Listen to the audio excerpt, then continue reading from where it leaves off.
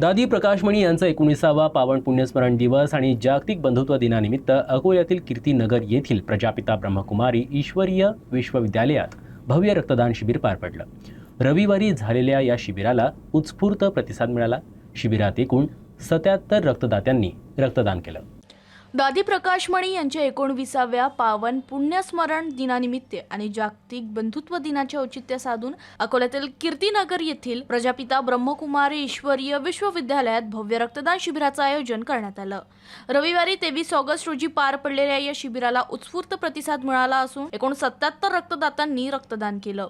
शिबिराच्या उद्घाटन सोहळ्यात जिल्हा अकोल्याच्या सिव्हिल सर्जन डॉक्टर आरती कुलवाल, जीएमसी अकोल्याच्या अतिरिक्त सिव्हिल सर्जन डॉक्टर वंदना पाटोकर यांच्यासह विविध मान्यवर डॉक्टरांची उपस्थिती होती।